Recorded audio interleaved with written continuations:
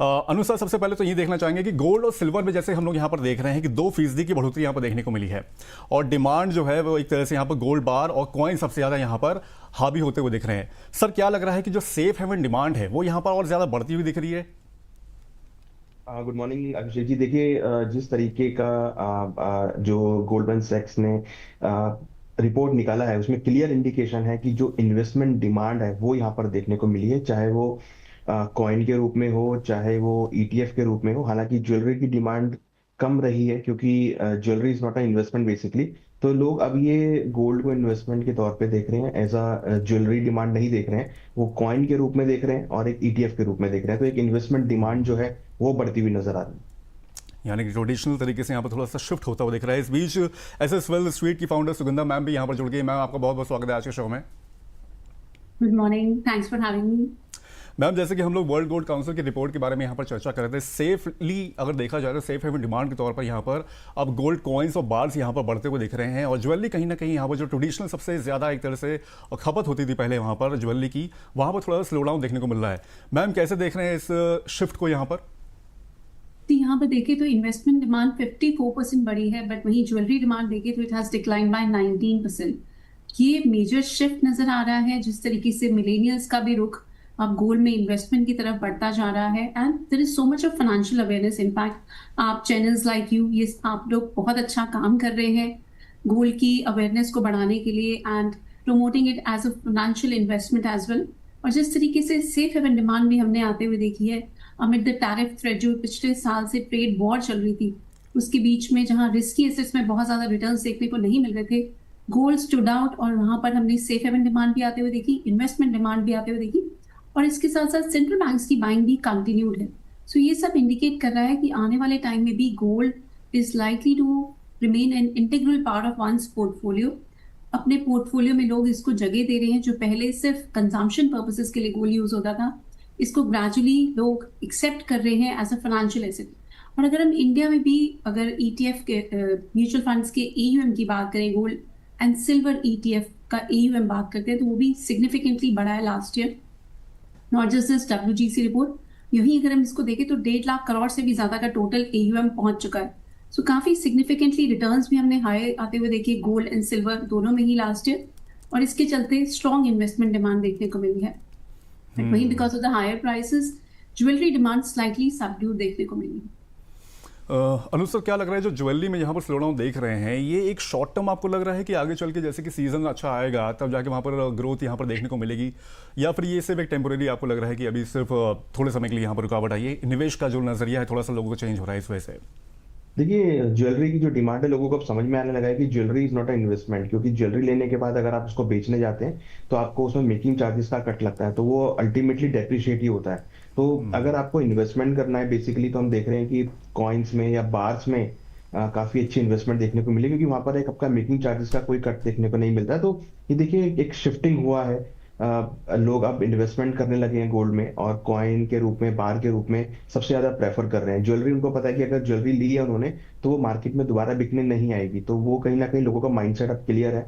तो जो लोग पर्टिकुलरली इन्वेस्टमेंट के पर्पज से ले रहे हैं, तो हम देख रहे हैं कि एक डिमांड शिफ्ट जो है वो ज्वेलरी से हटकर बार और कॉइन्स में शिफ्ट होती हुई दिख रही है। इनफैक्ट ईटीएफ के अंदर भी लोगों ने काफी अच्छा जो अपना नजरिया है वो दिखाया है, और ईटीएफ के अंदर भी काफी अच्छे आउटफ्लो जो जो है वो कम रहे हैं और इनफ्लो बहुत बढ़ते हुए नजर आए हैं। तो इसका मतलब अगर आउटफ्लो लिमिटेड है, इसका मतलब लोग ईटीएफ को भी एक लॉन्ग टर्म पर्सपेक्टिव से देख रहे हैं और लॉन्ग टर्म इन्वेस्टमेंट कर रहे हैं, एसआईपी के रूप में कर रहे हैं और अपनी जो पोर्टफोलियो के अंदर उसको पार्ट बना रहे हैं।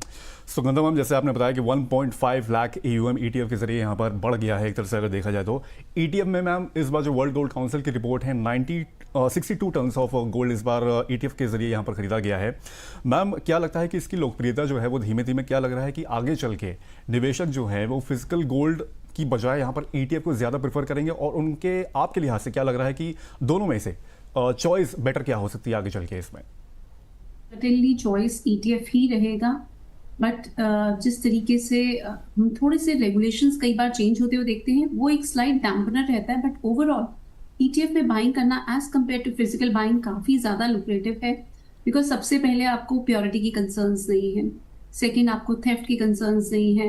ये सबसे बड़ा एडवांटेज है आपको यहाँ पर। जैसे ज्वेलरी में आप मेकिंग चार्जेस देते हैं, आपको मेकिंग चार्जेस भी नहीं देने। जिसके पास भी एक डीमैट अकाउंट है वो ETF में बाइंग कर सकता है और स्मॉल टिकट साइजेस में परचेजेस कर सकते हैं।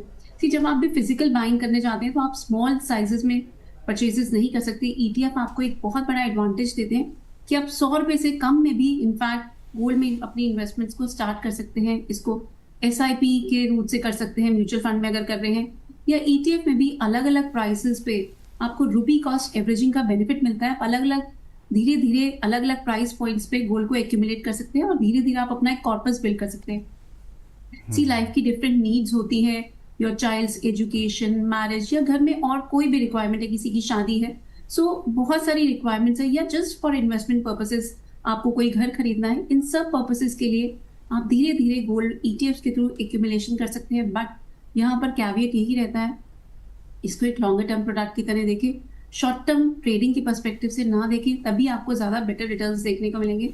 हमने गोल्ड के फिनोमिनल रिटर्न्स की बहुत बार बात की है, बट वहीं अगर देखें तो आने वाले टाइम में भी रिटर्न्स अभी भी पॉजिटिव रहने की उम्मीद है, इवन दो ये कंसोलिडेशन का फेज है जो कंटिन्यू कर रहा है because of the West Asia conflict. But longer term में होराइजन अभी भी देखिए, जिस तरीके से हम डी-डॉलराइजेशन के फेज की बात बहुत बार करते हैं, अगर हम ग्लोबल इकोनॉमी के डेट लेवल्स की बात करें तो वो भी बहुत सिग्निफिकेंटली हाई लेवल्स पर है और सेंट्रल बैंक्स की बाइंग अभी भी कंटिन्यूड है। और जिस तरीके से एशियन बायर्स का ETF में स्ट्रॉन्ग रुख बना हुआ है, ये सारे ही फैक्टर्स इंडिकेट कर रहे हैं लॉन्गर टर्म में गोल्ड अभी भी आपके पोर्टफोलियो को प्रोटेक्ट करता रहेगा, आपके पोर्टफोलियो के रिटर्न्स को एनहांस करता रहेगा। लॉन्ग टर्म के लिहाज से गोल्ड का जो आउटलुक है वो कमाल का है। वैसे ETF के लिए जैसे कि मैम ने बताया कि यहाँ पर ETF के जरिए निवेश कर सकते हैं, SIP के जरिए धीमे धीमे एक्यूमुलेट के लिए। Don't be a trader, try to be a investor for a long term, वो ज़्यादा यहाँ पर अच्छा रहेगा। चलिए इस बीच एक दर्शकों को बता देते कि एक पोल भी यहाँ पर हम लोगों ने रखा है, गोल्ड करेगा वापसी, 2 ऑप्शन है, हाँ या ना, और कुछ कह नहीं सकते, ये 3 ऑप्शन है। इसको भी आप एक बार देख सकते हैं, उसके बाद उस पर भी हम यहाँ पर चर्चा करेंगे अपना सर और मैम से यहाँ पर। अनुज सर, अभी जैसे कि हम लोग यहाँ पर देख रहे हैं कि सेंट्रल बैंक की ओर से भी बाइंग जो की गई वो लगातार यहाँ पर बढ़ रही है, 244 टन की खरीद की गई है और 3% की बढ़ोतरी सर से यहाँ पर एक तरह से क्या संकेत मिलता है, और केंद्रीय बैंक अभी भी गोल्ड को रिजर्व के तौर पर पसंद कर रहे हैं? देखिए बिल्कुल, सेंट्रल बैंक्स ने काफी हद तक गोल्ड को सपोर्ट किया है और हमने देखा है कि सेंट्रल बैंक्स ने अपने पोर्टफोलियो में गोल्ड को ऐड किया है, चाहे वो चाइना हो, इवन इंडिया हो, सभी ने अपने पोर्टफोलियो में गोल्ड को ऐड किया है। तो ये शो करता है कि अगर आपके पास गोल्ड है तो it means you have a very good economic तो उसके लिए मुझे लगता है कि सेंट्रल बैंक्स जो है वो कंटिन्यूस गोल्ड बाय कर रहे हैं। इवन अगर आप देखेंगे तो चांदी भी कुछ सेंट्रल बैंक्स ने एक्यूमुलेट करना स्टार्ट किया है, कंपनीज भी इसको ऐड कर रही हैं। तो एक पॉजिटिव साइन है कि जो गोल्ड है वो as compare other asset class के काफी पॉजिटिव दिखता है आने वाले टाइम में भी। और चाइना यहाँ पर काफ़ी एग्रेसिव यहाँ पर बायर बना हुआ है। कुछ रिपोर्ट्स भी आई थी, उसमें बताया गया था कि सिल्वर हो चाहे गोल्ड हो, दोनों तरीके से दोनों एसेट्स को वो बहुत तेज़ी से एक्यूमुलेट और कंज्यूम कर रहा है, यहाँ पर बाइंग भी कर रहा है सेंट्रल बैंक की ओर से, अगर देखा जाए तो यहाँ पर। चलिए एक बार यहाँ पर रेट्स देख लेते हैं MCX और यहाँ पर कॉमिक्स पे कैसे कैसे भाव यहाँ पर चल रहे हैं। तो अगर गोल्ड की यहाँ पर बात करें तो यहाँ पर करीब करीब 1% की यहाँ पर बढ़त देखने को मिली है, 1,50,000 के लेवल को दोबारा आज ही क्रॉस करता हुआ दिखा है। कल 1,49 पे के आसपास करीब ये आ गया था, लेकिन आज इसने अच्छा बाउंस बैक किया है। वहीं कॉमिक्स में भी अच्छा बाउंस बैक देखने को मिला है, $4,580 के आसपास गोल्ड यहाँ पर ट्रेड होता हुआ दिख रहा है। वहीं सिल्वर की अगर बात करें तो यहाँ पर भी अच्छी बढ़त देखने को मिली है, करीब करीब 2.25% की बढ़त, $2,42,155 प्रति किलो के भाव पे यहाँ पर चल रहा है सिल्वर। और कॉमिक्स को अगर देखें तो यहाँ पर $72 के आसपास ये ट्रेड होता हुआ यहाँ पर दिख रहा है। सर क्या लग रहा है कि अभी ये जो वापस बाउंस बैक दिखाई, सुगंधा मैम सबसे पहले आपसे पूछना चाहूंगा, ये बाउंस बैक क्या इंडिकेशन दे रहा है अभी? देखिए तो बाउंस बैक काफी ड्यू था। हमने पिछले हफ्ते भी काफी सेलिंग प्रेशर आते हुए देखा और इस हफ्ते की स्टार्टिंग में भी काफी ज्यादा सिग्निफिकेंट सेलिंग प्रेशर देखने को मिला। इसका सबसे बड़ा कारण था जिस तरीके से डॉलर इंडेक्स में हमने एक अपटेक आते हुए देखा और क्रूड ऑयल के प्राइसेस में हमने एक सिग्निफिकेंट स्पर्ट आते हुए देखा। पिछले हफ्ते भी प्राइसेस 15% तक बढ़े, इस हफ्ते दोबारा से हमने क्रूड के प्राइसेस में 15% तक का सर्ज आते हुए देखा। तो यहाँ पर इन्फ्लेशन के कंसर्न्स बढ़ते हुए नजर आए और जिसकी वजह से गोल्ड एंड सिल्वर के प्राइसेस पे हमने दबाव आते हुए देखा। दूसरा बड़ा कारण सेंट्रल बैंक्स के जो मेजर डिसीजंस निकल के आए हैं, अभी बैंक ऑफ जापान ने अपना इंटरेस्ट रेट डिसीजन को स्टेडी रखा बट उन्होंने रेट हाइक की पॉसिबिलिटी इंडिकेट की। वहीं फेड की बात करें तो इवन दो फेड ने भी अपने इंटरेस्ट रेट्स को अनचेंज रखा है, उन्होंने ईजिंग बायस को भी मेंटेन किया, बट वहां पर कुछ मेंबर्स ने इसको अपोज किया है कि ये ईजिंग बायस इनकी पॉलिसी स्टेटमेंट में नहीं होना चाहिए था। ये बहुत रेयर ऐसा देखने को मिला है कि 3 मेंबर्स ने इसको अपोज किया। उसी वजह से हमने गोल्ड पे थोड़ा सा अर्ली मॉर्निंग सेशन में थोड़ा सा दबाव जरूर आते हुए देखा, बट वहीं देखें तो फेड अभी भी अपने न्यूट्रल स्टैंड को मेंटेन कर रहा है और उन्होंने अभी भी एक ईजिंग बायस को मेंटेन किया हुआ in spite of the rising energy cost. उन्होंने ये भी मेंटेन किया, अगर हम उनकी पॉलिसी स्टेटमेंट को क्लियरली पढ़ें, उन्होंने ये भी कहा है कि यूएस इकोनॉमी पे राइजिंग एनर्जी कॉस्ट का अभी कोई मेजर इम्पैक्ट देखने को नहीं मिलेगा जितना एशिया रीजन पे देखने को मिला है। सो इंडियन इकोनॉमी या चाइना की इकोनॉमी पे जितना हम राइजिंग क्रूड की वजह से इम्पैक्ट आते हुए देख रहे हैं, यूएस की इकोनॉमी पे इतना इम्पैक्ट देखने को नहीं मिल रहा, because US is a net energy exporter. Crude के और एलएनजी दोनों के ही एक्सपोर्ट्स वहां से निकल के आते हैं। सो वहां उन्होंने अभी भी एक रेट कट की पॉसिबिलिटी इंडिकेट की है। सो ये फैक्टर अभी भी गोल्ड के लिए सपोर्टिव है। बट वहीं देखें तो वेस्ट एशिया की वॉर में अभी भी स्टेटमेंट बना हुआ है। प्रेसिडेंट ट्रम्प कुछ मिलिट्री एक्शंस प्लान कर रहे हैं टू एंड दिस जो स्टेटमेंट बना हुआ है। पीस नेगोशिएशन आगे प्रोसीड नहीं कर पा रही हैं। ईरान ने अपना एक प्रपोजल भेजा है, प्रेसिडेंट ट्रम्प ने उसको रिजेक्ट कर दिया है। वो उनकी न्यूक्लियर एम्बिशंस पर अभी भी एक डील चाहते हैं। सो जब तक ये डील नहीं होगी, क्रूड के प्राइसेस में कोई सस्टेन हम फॉल नहीं आते हुए देखेंगे। एंड जब तक क्रूड के प्राइसेस में कोई सस्टेन फॉल देखने को नहीं मिलेगा, गोल्ड एंड सिल्वर में हम बहुत तेजी आते हुए नहीं देखेंगे। बट कमिंग बैक, यहाँ से गोल्ड एंड सिल्वर में एक मेजर सपोर्ट इमर्ज हो रहा है। अगर मैं इंटरनेशनल मार्केट्स की बात करूँ तो $45.50 ये एक इंपॉर्टेंट सपोर्ट की तरह इमर्ज होता हुआ नजर आ रहा है। Even though we were previously eyeing 4600 support, but 45.50 पे प्राइसेस एक बेस बनाते हुए नजर आ रहे हैं। सो यहाँ से कुछ रिकवरी के चांसेस नजर आते हैं। वहीं अगर हम डोमेस्टिक गोल्ड की बात करते हैं तो 1,48,000 mark is acting as a good support. So यहाँ से कुछ रिवाइवल की चांसेस है, बट बहुत बुलिशनेस अभी भी देखने को नहीं मिलेगी जब तक प्राइसेस 1,53,500 के ऊपर सस्टेन नहीं करते। बट यहाँ से एक रिकवरी का बाइस नजर आता है प्राइसेस में। वहीं सिल्वर में भी देखें तो स्लाइट पॉजिटिव बाइस नजर आता है प्राइसेस में, जहाँ प्राइसेस ने $71.5 के आसपास एक बेस बनाया है। और यहाँ अगर हम डोमेस्टिक मार्केट में बात करें तो 2,37,000 मार्क एक बहुत इंपॉर्टेंट सपोर्ट की तरह ऐड कर रहा है। सो यहाँ से कुछ रिकवरी की पॉसिबिलिटी नजर आती है प्राइसेस में। ठीक है, तो ये एक तरह से यहाँ बताया गया कि सपोर्ट लेवल जो वहाँ पर दिख रहा है आपको गोल्ड पे 4550 के आसपास यहाँ पर बनता हुआ दिख रहा है, वहाँ से अच्छी रिकवरी। वहीं गोल्ड के लिए भी यहाँ पर, सिल्वर के लिए भी मैम ने यहाँ पर एक तरह से सपोर्ट लेवल यहाँ पर बता दिए हैं। अनु सर, यहाँ पर अगर देखेंगे जैसे अमेरिकी फेडरल रिजर्व की ओर से यहाँ पर जो फेड रेट है वो यहाँ पर स्थिर रखे गए हैं 3.5 3.75 के आसपास यहाँ पर रखे गए। इसके अलावा जो कमेंट्री यहाँ पर आई है वो भी काफ़ी महत्वपूर्ण है, क्योंकि इसको बोला गया मिडिल ईस्ट की वजह से इकोनॉमिक अनसर्टनिटी जो है वो यहाँ पर मेंटेन रहेगी, बढ़ती हुई दिखेगी। शॉर्ट टर्म इन्फ्लेशन यहाँ पर बढ़ता हुआ दिख सकता है। इसके अलावा जॉब ग्रोथ जो है उसके लिए बोला गया है कि लिमिटेड रहेंगी। वहीं पावल ने खुद के लिए बोला है कि मैं फेड का चेयरमैन यहाँ पर बनता रहूँगा, यानी कि आगे चल के थोड़ी सी दिक्कतें ट्रम्प के लिए यहाँ पर बनती हुई दिख सकती हैं। सर, क्या लग रहा है कि इसका जो इम्पैक्ट रहेगा अभी बुलियन मार्केट पर, कैसे देख रहे हैं उसको? देखिए, यहाँ डेफिनेटली ये तो क्लियर है कि यूएस की इकोनॉमी को इस वॉर की वजह से काफी डेंट लगा है, क्योंकि वहाँ जो इन्फ्लेशन इंक्रीज हो गया है उसको कवर अप कर पाना, जो कि उनका टारगेट 2% था, मुझे लगता है कि उसको अब दोबारा से काफी टाइम लगेगा। और दूसरा, जो उनकी अनएम्प्लॉयमेंट रेट है वो काफी इंक्रीज हो गया है, उसको भी कवर अप कर पाने में टाइम लगेगा। तो ऑलमोस्ट मुझे लगता है कि करीबन 1 से 1.5 साल का टाइम जाएगा इसको मेंटेन करना पड़ेगा, जबकि क्रूड के भाव नहीं बढ़ते हैं।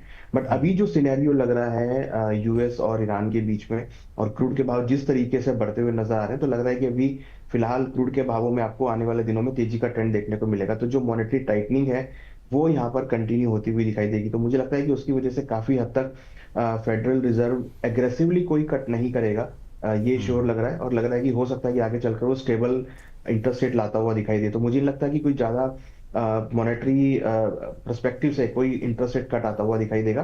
चांसेस है कि मॉनेटरी टाइटनिंग यहाँ पे रहेगी, इंटरेस्ट रेट स्टेबल रहेंगे, और हो सकता है कि इंटरेस्ट रेट बढ़ा भी दे। तो पॉसिबली मुझे लगता है कि इस साल ज्यादा तेजी मंदी आपको गोल्ड भावों में देखने को नहीं मिलेगी, फ्लैट नोट पे रहेगा। बट हाँ, कहीं ना कहीं इन्वेस्टमेंट डिमांड जो है वो मार्केट्स में आती हुई दिखाई देगी, जिससे आपको रिकवरी का ट्रेंड भी देखने को मिलेगा। बट वेरी शॉर्ट टर्म मुझे लगता है कि सेल ऑन राइज का मार्केट अभी गोल्ड सिल्वर में देखा जा सकता है। सेल ऑन राइज का यहाँ पर देखने को मिल सकता है गोल्ड और सिल्वर में। कई सारे दर्शकों के यहाँ पर सवाल भी आ गए हैं, एक एक करके उनको भी लेंगे, लेकिन उससे पहले सुगंधा मैम, एक बार कोई ट्रेडिंग कॉल्स आपको लग रही है अभी गोल्ड और सिल्वर पे लेने लायक? यहाँ पर सिर्फ रिस्की बेट के लिए गोल्ड में बाइंग की जा सकती है। बहुत सेफ ट्रेडर्स अभी थोड़ा सा वेट करें, बिकॉज आज भी बैंक ऑफ इंग्लैंड और ईसीबी का इंटरेस्ट रेट डिसीजन है। कल अर्ली मॉर्निंग, अगर हम मॉर्निंग का सेशन देखें तो क्लोज्ड है। सो काफी वॉलेटिलिटी कल इवनिंग सेशन में भी देखने को मिलेगी। But as a trading bet यहाँ पर गोल्ड में बाइंग की जा सकती है एट लेवल्स ऑफ अराउंड 1,49,800।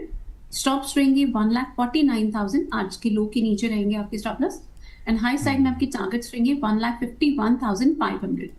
वहीं अगर हम सिल्वर में भी बात करते हैं तो 2,41,000 500 के आसपास सिल्वर में बाइंग की जा सकती है। स्टॉप्स रहेंगे आपके 2,37,800 एंड हायर साइड पे आपके टारगेट्स रहेंगे 2,46,700। प्रेफर करें इनको इंट्राडे बेट की तरह ही रखें बिकॉज कल के सेशन में फर्दर वॉलेटिलिटी देखने को मिलेगी। बट जैसे हमने कुछ वेरिएबल्स की बात की, यहाँ पर प्राइसेस एक स्ट्रॉन्ग सपोर्ट लेते हुए नजर आ रहे हैं और हमारा ऐसा भी मानना है यहाँ से क्रूड की प्राइसेस में भी कुछ हद तक कूल ऑफ देखने को मिलेगा। ये फैक्टर भी गोल्ड एंड सिल्वर की प्राइसेस को इंट्राडे सेशन में काफी हद तक सपोर्ट कर सकता है। मैं एक फैक्टर और हाईलाइट करना चाहूंगी, फेड चेयर की जब स्पीच थी, उनकी जब पॉलिसी स्टेटमेंट उन्होंने इशू की है, उन्होंने कहीं भी अभी रेट हाइक की बात नहीं की है।